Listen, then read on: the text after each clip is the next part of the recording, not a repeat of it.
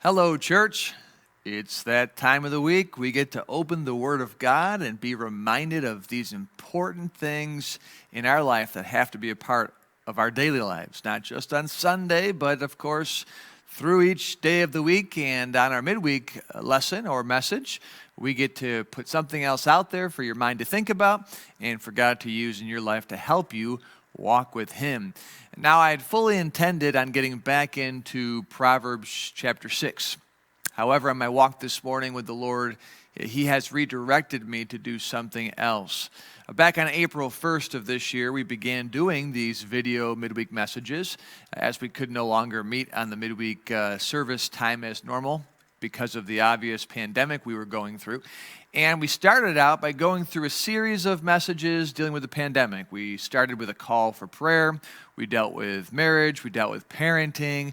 We looked at prophecy. We looked at the price of the pandemic, in which we really encouraged everyone to do their duty and pray for their leaders so that we might lead a quiet and peaceable life.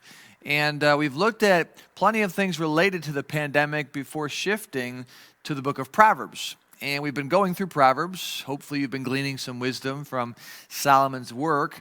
But today I want to jump back into the pandemic and finish off what should be our video midweek messages. Lord willing, we're going to meet next week and resume prayer meeting here in the church. Looking forward to that. But anyways, today we want to finish off this midweek video series with something that's incredibly important during the pandemic especially. And God, this morning on my walk, redirected my thoughts and my mind to what is indeed the priority for us as believers. For us as Christians, there is a priority that I fear we have lost sight of during the pandemic. It's a priority that whether we're in or out of a pandemic, whether we're in or out of crisis, needs to be the focus. It needs to be at the forefront of our minds. It needs to be the most important thing we're considering and pursuing as believers. And there's lots of things as believers we should be doing. But this one, as we're going to read in just a few moments, you will see it is essential for believers to be doing this, because it is our calling card. It is what identifies us as believers. And if the world can't identify us as believers, then they have no hope. If our children, who have yet not known the Lord or are not walking with the Lord, can't identify us as true believers, then they too have little hope. We are the light of the world. We're supposed to be. And so this is important for us to look at. Now, we've been going through the fruit of the Spirit on Sunday mornings. Hopefully you've been with us and have been able to glean truths and principles from that series. But we've been emphasizing, above all other things, how obsessed we are with ourselves. That's human nature. That's not us as a congregation or us as Christians having a problem that the world doesn't have or other churches don't have. It's a problem that every human being has that's ever been born in this world, because we share the same human nature. We inherently do the same things. They just have slightly different manifestations. They look a little different. They sound a little different. But human beings universally are the same. Men and men share similarities that cannot be ignored or denied. Women share them, and we all gender neutral when it comes to these similarities. We're all basically the same. That's why Paul and Solomon and others could say that all have sinned, because we all have the same human nature. We have all the same flesh. That's a reference to our nature. Jeremiah refers to us, our flesh, as being the heart of man. And here's the thing about a pandemic. Here's the thing about stress. When we go through crisis, whether it's a pandemic or some traumatic experience, when we deal with stress, that natural obsession with self is intensified. That natural focus on me, when we go through something that threatens us or threatens our stability, that natural focus on me is heightened, and we really focus on me. Take a mass shooting or an earthquake or a bomb, anything that might go off where there's a large gathering of people or they're in a building. What happens?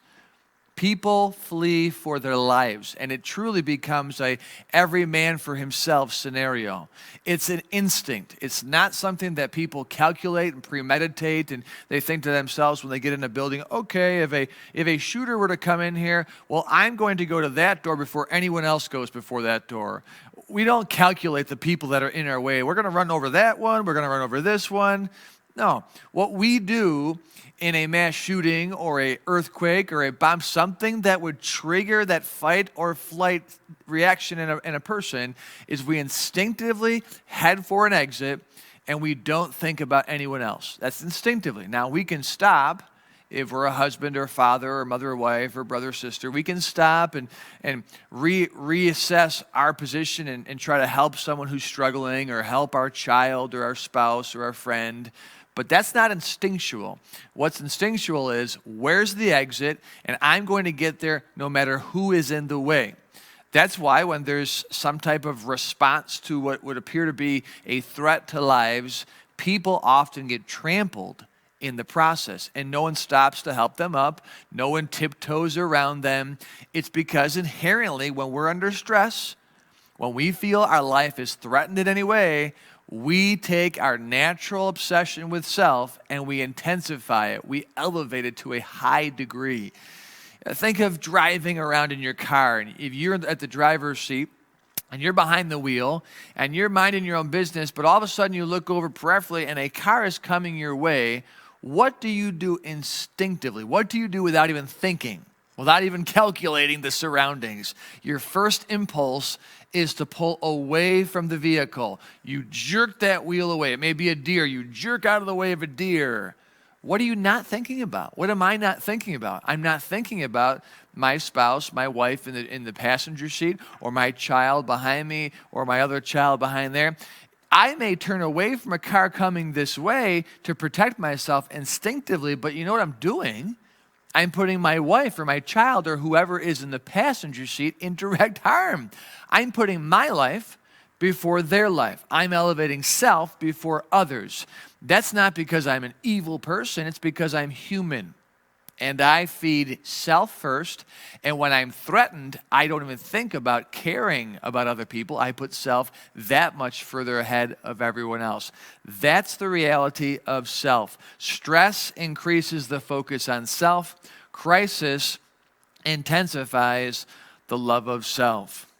As a result of those basic facts that everyone should be able to accept, if you know yourself and if you've been through any experience, you know that's true.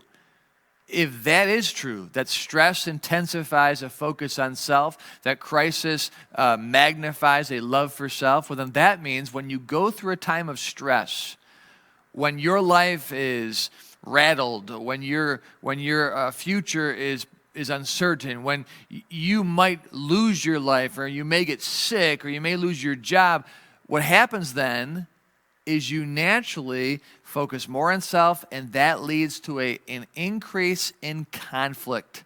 When we focus more on self, that leads to a less concern for others, which will bring more discord, more contention into humanity. Others become indispensable and insignificant as we become more important and more of the focus. The irony of the COVID pandemic that we've been living through now for months is that the argument almost always publicly is we need to protect lives. We need to help save lives. We need to do those things to help the people on the front lines, or the elderly, or the people in our homes who have compromised health systems. That's always the argument, and that's what's been, I think, an attempt nationally is to make this about others. The reality and the irony is we are living in a time, you could argue, where self has become absolutely center of every debate, of every discussion, of every conversation, and in general of society. People now are so consumed with themselves, so focused on themselves, that we rarely see any others. Think about just walking through the store or walking down the street. It's one of those elements now where we still are seeing other people as a threat to us. We think about what others may do to us. And that's been a part of this whole pandemic. As a result, I think anyone who has two eyes and two ears and who watches the news or listens to the news or talks to anybody, I think anyone with that level of reason would conclude that our nation is as divided today as it has been for decades. It's incredible and it's heartbreaking how much division, how much contention right now we're experiencing in our beloved country. We have the rich and the poor divided. We have the Republicans and the Democrats divided. We have the conservatives and the liberals divided. We have the right and the left divided. We have the people who are thinking about health divided from the people who are thinking about liberties. We have the people who are on the side of science who are divided from the people who are on the side of faith. We are living in a broken country because we have more division now than we have had for decades. Now, I realize that an act of injustice that was videotaped and then shared with the whole country has led to outrage, and that's understandable. But that outrage has fed what the pandemic has already created. Remember, the pandemic brought stress to a nation, to a world. That stress put more of an emphasis on individuals, on the self, on the human nature obsession with self, which led to a lack of sensitivity for others, a heightened sensitivity for self. Then comes this act of injustice, and basically now you have a country that's just in a total uproar about everything. Black against white, police against the community, governments against the citizens, and vice versa. People who wear masks and don't wear masks, people who are quarantining and not quarantining. We have, unfortunately, been in a divided nation now for some months and weeks. It is being promoted by media members, by politicians, by organizations, by universities, by grassroots organizations to pick a side and pick a weapon, and the fight is on. This is very heartbreaking to watch. The stress of the pandemic has hypersensitized the normal obsession with self. But here's the question that I've been confronted with as God redirected me this morning. Has the stress of the pandemic made its way into our homes? Has the stress of the pandemic made its way into our churches? Has the uneasiness of the pandemic caused Christians to focus on self more than on others? Is there growing discord among Christians? Has the great divide of our nation crept into our churches? I indeed fear it has. I fear the divide outside the walls of the church has begun to make its way into the churches in America. There are public disputes now online between believers about racial issues, about health issues, about government issues, about issues that, frankly, believers should not be engaging in that level, in that way.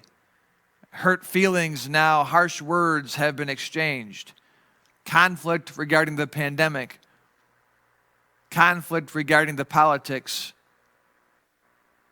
I wish I could say the Christian church has remained focused on our priority, focused on our call, focused on our command. But unfortunately, we are human. We are susceptible to this natural inclination to focus more on ourselves now than before. And when we do that, there are always problems to follow. And here's the thing I have noticed, they're not just pandemic-related problems. As we get more focused on self because of the stress outside and the stress happening at our job, the stress happening with the economy, the stress happening with health-related things, that stress focuses on self. And now it's not just pandemic-related problems we might be having with one another. It can be totally unrelated because when you focus on yourself, you're going to be more sensitive to what people say or do, or what they don't say or what they don't do. In fact, we take things the wrong way very easily. Being sensitive doesn't need a whole lot when it comes to offenses to be upset. We are more sensitive to others today than we were 6 months ago, strictly because of the conditions of our world. And yet, while we are more sensitive to what others say or do to us, the irony is we become less sensitive to what we say and do to others. In other words, we get upset very easily with what people do or say to us, but we're not afraid to say or do things back. People get hurt easily and easily hurt others at the same time. And that's, again, just because of self becoming more important. You say, where's the proof of this, Pastor K? Why do you feel it's going on? Is the church having problems? No, the church is not having grave problems. I have had to put out a fire here or there, but I have heard just in the past week of a church splitting. I've heard of another church closing. And I don't have social media pages that I follow closely. I just manage and monitor the church's social media pages, but certainly plenty has made it back to my desk and to my ears that there are plenty of disputes taking place about things that are happening in our world, and Christians are starting to take it personal. Christians are starting to duke it out online, taking different positions, and it doesn't seem to me healthy for the church. And so it's high time for us, dear believers, to be reminded of our priority. As Christians, there is a priority we are to focus on, whether we are in or out of a pandemic, whether we are in crisis or out of crisis. There's a priority for us, whether things are certain or uncertain, whether they're stable or unstable. We have a priority. Christianity has been given to us to follow regardless of the conditions of our lives. We have been told to take up our cross and follow Christ. He didn't say, follow me as long as things are easy on the outside and as long as you have a job and as long as you're healthy and as long as you can foresee the future. No, he said, take up the cross, Jesus did, and follow me, period. There isn't any exception to that. So we have to be reminded today of our priority. You say, what is that priority, Pastor K? Well, let's read in John chapter 13, and I think you'll find very quickly the context will tell us what our priority is. John chapter 13 is this beautiful chapter where Jesus has finished that final Seder Passover supper with his disciples, as recorded elsewhere in Luke and Matthew. And John doesn't record all the details of that supper, but he records the more intimate side of that supper. And John chapter 13 tells us what happens after the supper.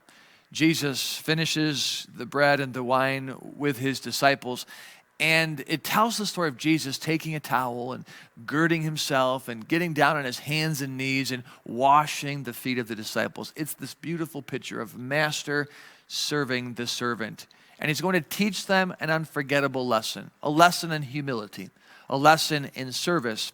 And in verse number 12, read with me if you have your Bibles out, John chapter 13, verse number 12, the Bible says this, so after he had washed their feet and had taken his garments and was set down again, he said unto them, know ye what I have done to you? Ye call me master and Lord, and ye say, well, for so I am. If I then, your Lord and master, have washed your feet, ye also ought to wash one another's feet. For I have given you an example, that ye should do as I have done to you.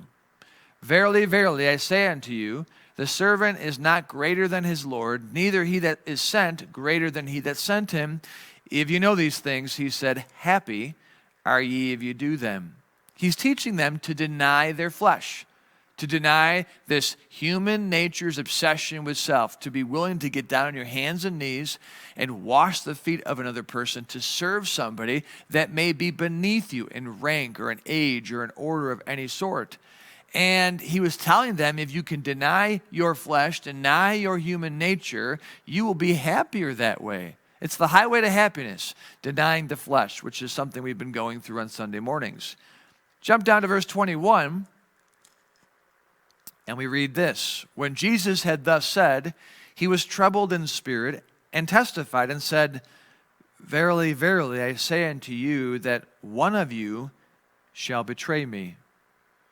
Then the disciples looked one on another, doubting of whom he spake. They looked around, questioning that one of the 12 would actually betray Jesus. They had been close for 3 years, serving Christ, doing great miracles, and they were far from perfect, but they were a tight-knit group, and they seemed to be all dedicated, all invested. They certainly all manifested the power of the Holy Ghost in the different miracles.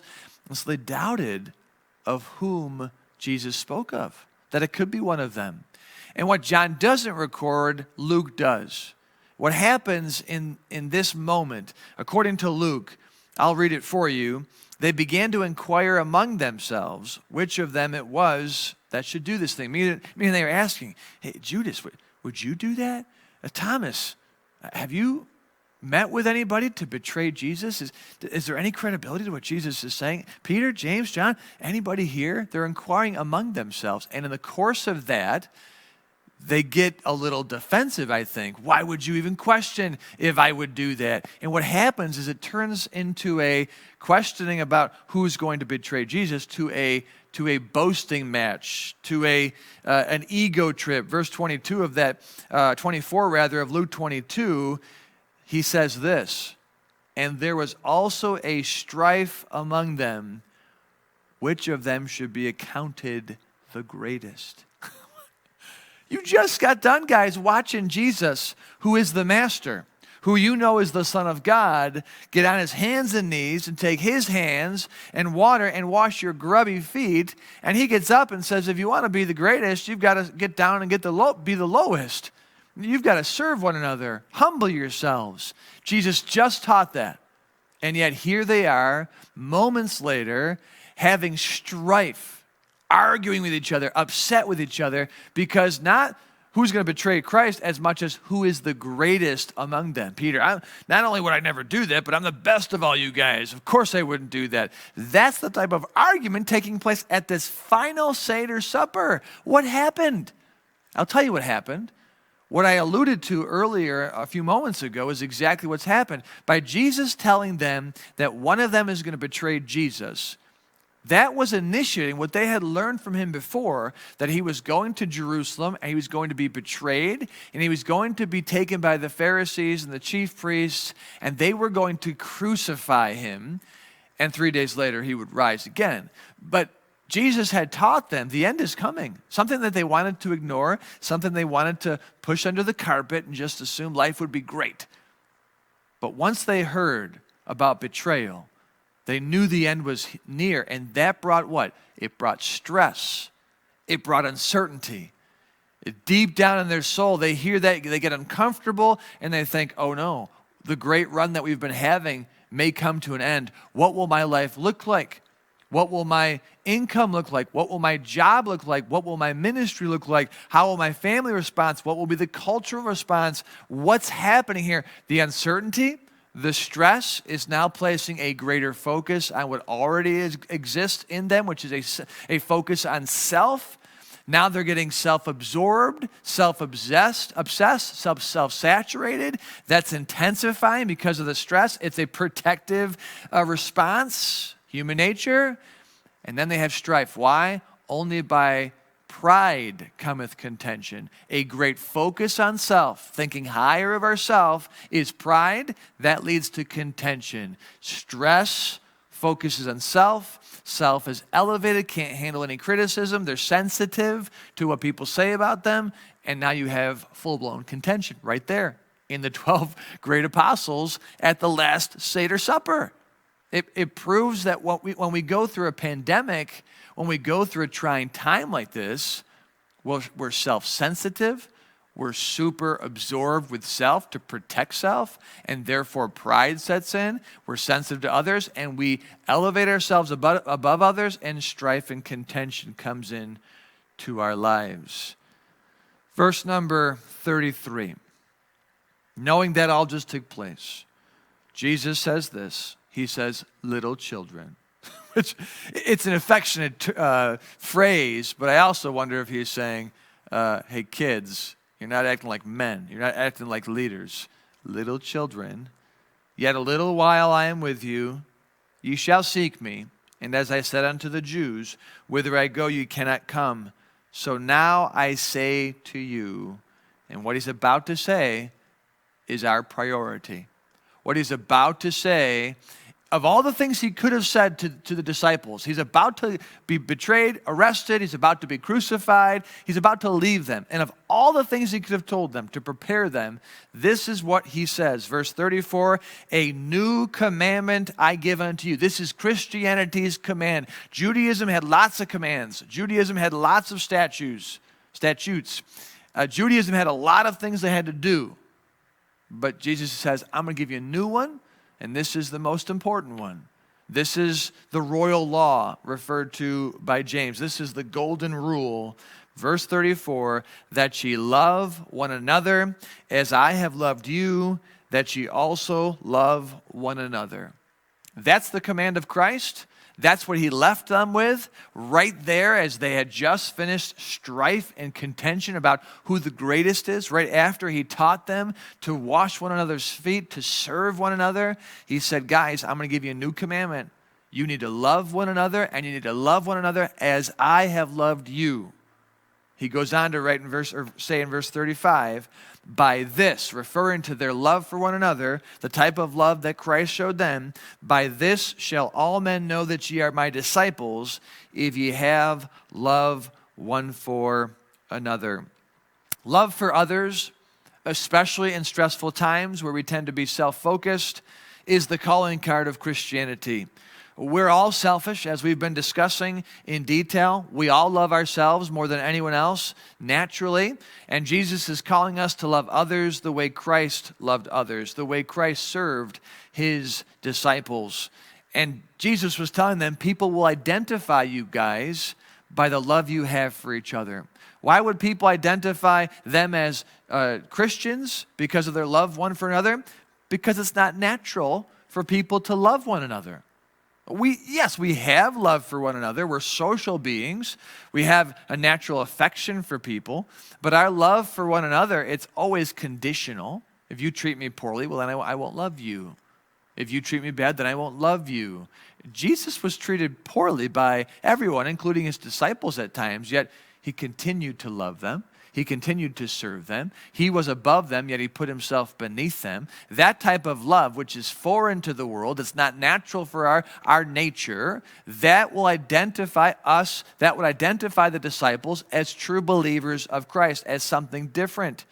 And I want you to take note rather quickly here in verse number 36, that Peter demonstrates how hard it is in the flesh to deny self when under stress and uncertainty. Verse 36, Simon Peter says unto Jesus, Lord, whither goest thou?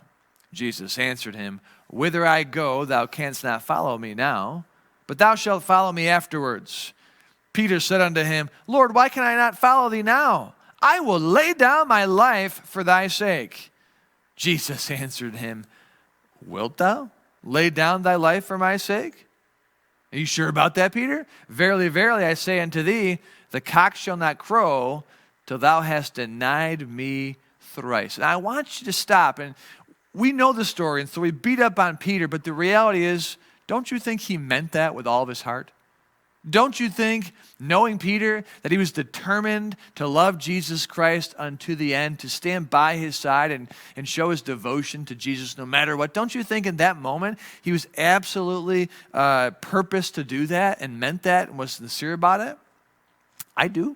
Of course he was. Yet we know in the story when he follows Jesus to the palace, there he is in the courtyard, and 3 times he's called out as being a disciple of Christ, and Peter quickly, immediately denies those people. Why did he do that? He was intending on showing Christ his love to the end. He was determined to do it. Peter's a man of courage. Why did he do that? Did he not really love Jesus? Of course he did.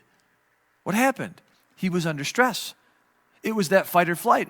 When someone said, hey, you were one too, the instant impulse of a man who's obsessed with himself, then being threatened, becomes super obsessed with himself. And no, it's instinctual to deny Jesus in order to protect himself, to trample over Jesus on the way to the exit door because of a bomb or some other alarm that could threaten his life. That's instinctual. When we're under stress, when our lives are threatened in any way, we focus on ourselves more than ever and not on others. We're going through a pandemic.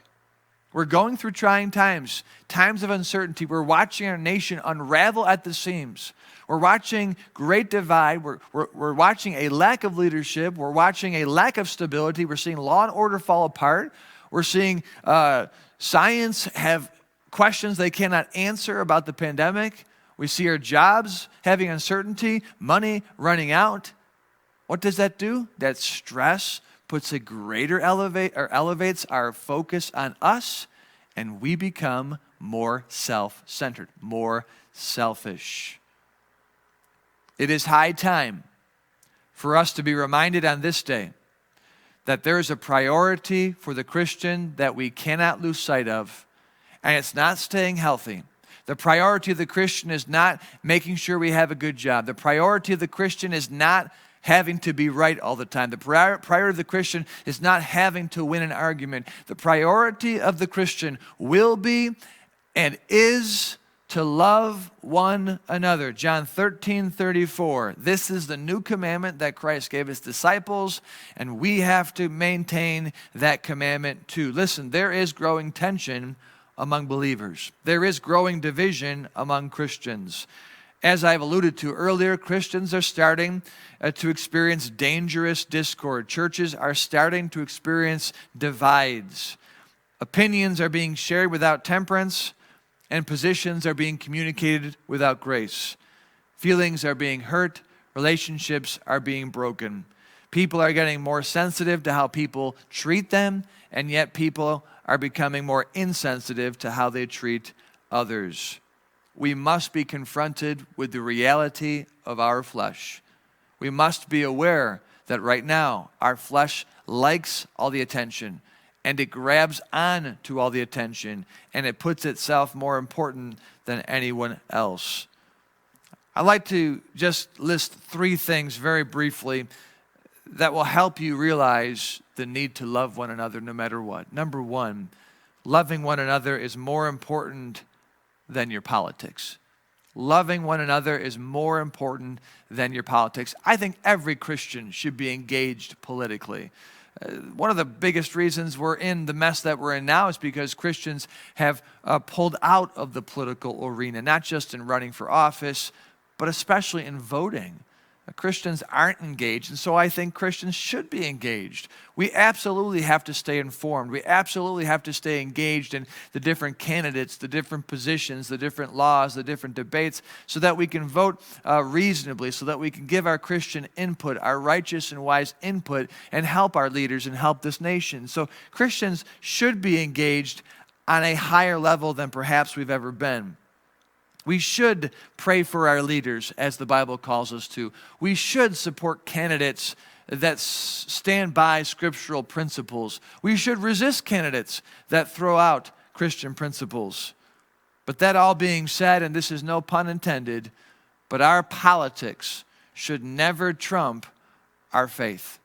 Our political parties, our political candidates, our political positions should never trump Christianity. Christianity should drive our politics and not vice versa. And if we let Christianity drive our politics, then we will temper our political positions by Christian positions, and we will make sure that we are still abiding by the new commandment that Jesus has given to us, that we will still maintain the priority that politics is not the priority, but that loving one another is our priority. By this, Jesus said, all men shall know that ye are my disciples, that ye have love one for another. Our political position should never be worth withholding love from someone else. Our political party should never negate our position as Christians and our posture as believers. The cross is more important than any political party, than any political candidate, than any political speech that you might want to give. We must love one another. Don't lose sight of this priority just because we're in trying times. Don't let the stress of what's going on around us make us focus on ourselves and put our politics and our political position higher than the command Jesus has given us to love one another. Secondly, loving one another is more important than your patriotism. Loving one another is more important than your politics, and loving one another is more important than your patriotism. Now, I think everyone listening to this, if you've ever heard me speak on America, you know that I am a patriot. I love the old red, white, and blue. I'm so grateful for our nation. I'm so blessed to have been born here, to be raised here, to be a citizen of this great land. I love America. I support America. I pray for America, and every Christian, I believe, should. I believe every Christian, despite the objections with our land being very far from perfect, It is the best country in the world. It's the greatest nation on this planet. The red, white, and blue are the greatest colors on our planet. We should love America. We should thank God for America every day, and we should pray for America every day. But that all being said, the American flag doesn't trump the Christian flag. And love of country should never replace someone's love for another. We can be at times so patriotic that if someone doesn't take the position that we take, if someone doesn't agree with the stance that we have, if someone resists anything we might say in our love for country, that we're willing to withhold love from them. We're willing to fight them. We're willing to have conflict with them. We're willing to have strife with them. And these things ought not to be so. Believers need to love one another regardless of our varying degrees and levels of patriotism. It's been my observation that there are plenty of patriotic people in the world who may not share the same view as me. My idea of patriotism, I have found, is different than others who have patriotic ideas. And frankly, I think they're wrong, just like you think I'm wrong if we disagree. That's how we are. We hold positions that we feel are right, and anyone who disagrees or withstands those things, we think they're wrong.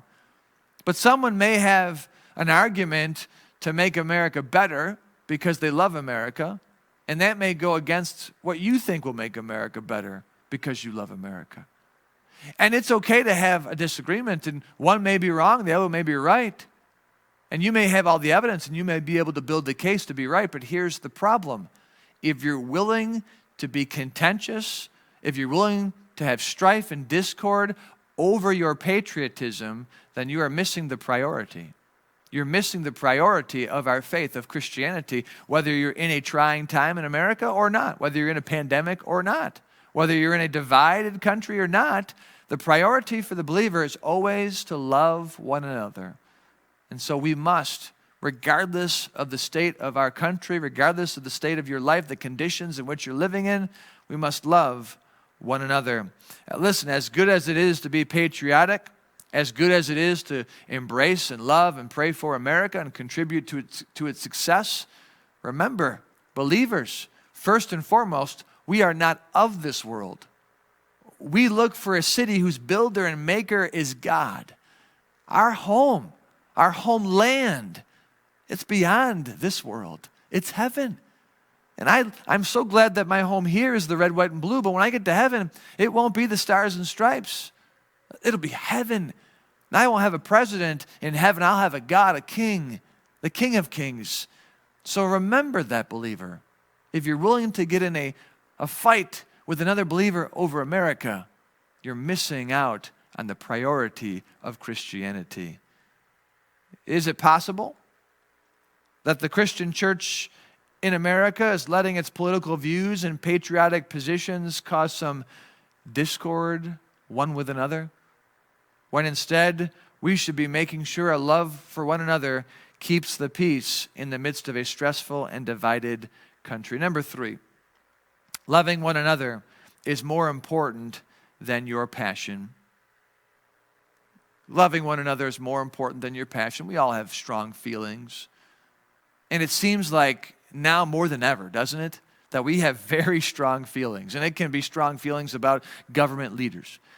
It can be strong feelings about government positions. It can be strong feelings about decisions and policies that have been handed down to us, whether here in the county or in the state or on a national level. We all seem to have some strong positions on PPEs and face masks or no face masks. Again, the quarantine or no quarantine, the civil liberties, and all those things. We have strong feelings. That's what our passion tends to be. Throw in the divide right now between parties and races and ideas of law and order and anarchy. There are some severely strong positions on it. We have schools debating reopening now and what that looks like. Strong feelings. That's our passion. And when we speak about our passion, we're going to speak passionately. Just remember why you're passionate. You're passionate because you are dealing with something outside of your control that scares you or intimidates you or worries you. And that additional stress, that additional uncertainty, that additional fear that we might lose our civil liberties, or we might lose the way life used to be, or we might lose our safety in our homes, we might lose our political freedoms, whatever it may be, that fear of losing what you have, that's the stress that makes you focus more on yourself. That's the stress that, again, naturally intensifies you and your position. And when that happens, you're willing to fight for it, and you're willing to hurt others for it. You're willing to take them on. You're willing to contend for your passions. And while passion is incredibly important to living a convicted life and to be living a genuine, authentic life, passion can result in hatred. Either you hating someone else or stirring hatred from them towards you. And again, that passion, as good as it may be in certain applications, should never trump the call and command we have as believers to love one another. We must love one another. We have to remember that if the world doesn't have a church full of people who call themselves Christians and love each other the way Christ loved the disciples, the world will lose its light. The world will lose its hope. If our children growing up who don't know Christ yet, or who are walking away from Christ, if they don't have families and churches to look at where there is genuine love, true love unfounded in the world, then they also will lose out on the light and hope we offer them. It is our love for each other, especially in a time when there is so much division, especially in a time when there is so much sensitivity, especially in a time when there is so much hurt. It is now more than ever where we must come together and remember the priority of the church to love one another. It's not a surprise to me that God has led us to go through a series in Galatians chapter 5. If you have your Bibles out, turn to Galatians chapter 5. Here we are in a pandemic, and the Lord said to me, put some signs up on the wall that are the fruit of the Spirit and teach on those fruits. I didn't know we'd have a pandemic. But here we are going through a pandemic, and we've been going through systematically the different fruit of the Spirit, and we've been seeing the contrast between the Spirit and the flesh. We've been highlighting human nature so we know what we are naturally like. Well, isn't it interesting as we conclude this midweek video series talking about the need to love one another as the priority in a pandemic, that's exactly what Paul was trying to teach when he taught about the Spirit versus the flesh. Consider what he said in verse 13 of Galatians chapter 5. Paul writes to these Galatian believers, he said, "Brethren, ye have been called unto liberty, only use not liberty for an occasion to the flesh." If this was a modern term or a modern verse, I would put especially on social media. Yes, you can say what you want. Yes, you can do what you want. You can feel what you want to feel, think how you want to think. Just don't use that liberty as an occasion to the flesh, to go out on social media and to pummel somebody, or to get your point across and be the winner on that, to get the most likes or the most support. Don't do that. He says, instead, use your liberty by love, serve one another. That goes right back to John 13. Jesus telling his disciples to love one another as he loved them. Just after he served them, as he washed their feet, Paul would go on to write this, "For all the law is fulfilled in one word, even in this, thou shalt love thy neighbor as thyself." There it is. The whole context of the fruit of the Spirit is to produce love in the church, to have love for one another, to not allow anything to come in and as fleshly to cause problems. He would write, "But if ye bite and devour one another, take heed that ye be not consumed one of another. This I say then, walk in the Spirit, and ye shall not fulfill the lust of the flesh." There it is, what we've been talking about Sunday mornings, verse 22. But the fruit of the Spirit is, number one, love. Love is the priority. But not just love. It's love one for another. Doesn't matter who the other is. Doesn't matter if you like the other one. Doesn't matter what their political party is. Doesn't matter what their political position is, doesn't matter how patriotic they are or aren't, doesn't matter what their passions are or aren't, doesn't matter how they treat you, doesn't matter how they act, doesn't matter what they say. We're to love one another. When Jesus served the 12, he served all of them equally, universally. There were no exceptions to that table. All 12, Jesus fell down and on his hands and knees and washed their feet. Yet he knew Judas would betray him. Yet he knew Peter would deny him. Yet he knew Thomas would doubt him. Jesus offered love unconditionally to sinners. And we are called to love one another the same way. That is the fruit of the Spirit. Verse number 26 of the same chapter, Paul concludes the chapter by saying, let us not be desirous of vain glory. That's being right. That's putting it out there. Let us not be desirous of vain glory, provoking one another, envying one another. That's the opposite of loving one another. That's the opposite of attracting people to Christ. That's the opposite of showing the world that we're any different than them. He goes on in chapter 6, which is a continuing conversation, to say, brethren, if a man be overtaken in a fault, ye which are spiritual, restore such an one in the spirit of meekness, one of the fruits of the Spirit, considering thyself, lest thou also be tempted. Verse 2, Galatians 6, bear ye one another's burdens, and so fulfill the law of Christ. What is the law of Christ? That's John 13, a new commandment I give unto you. The law of Christ. What's the new commandment? What's the law of Christ? It's that you love one another. That you love one another. Bear ye one another's burdens, and so fulfill the law of Christ. Paul says, for if a man think himself to be something when he is nothing, he deceiveth himself. We just talked about this last week, didn't we? The prudent, it says in Proverbs 14:8, the wisdom of the prudent is to understand his way, but the folly of fools is deceit. Don't think of yourself too highly. Don't think of yourself more highly than you ought to. Have a spirit of meekness, putting yourself below, just as Jesus got down and served, and love one another. You're not always right. You're not always perfect on politics or on patriotism or issues. Hear people out. Listen to them.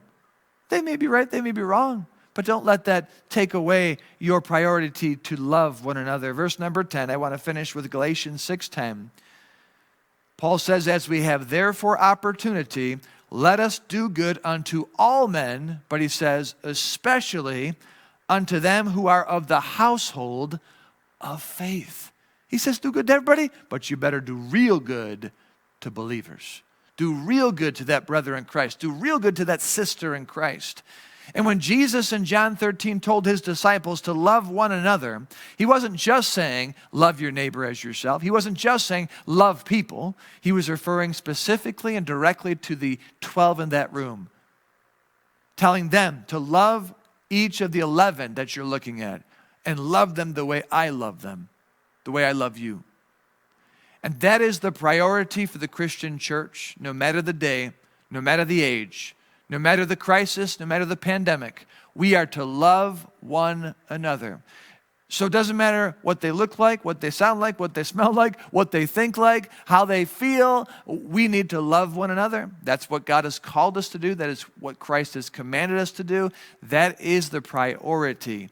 And to do that, we have to recognize our nature. When we're not sure of things, when we're scared, when we're under stress, we become more obsessed than normally. The natural saturation of self is intensified. And therefore, we probably don't even know it, but we're minimizing others. We're pushing others down. We're willing to trample them to get to the door. And that leads to contention and strife, all of which God doesn't want to be present in his church and in his family.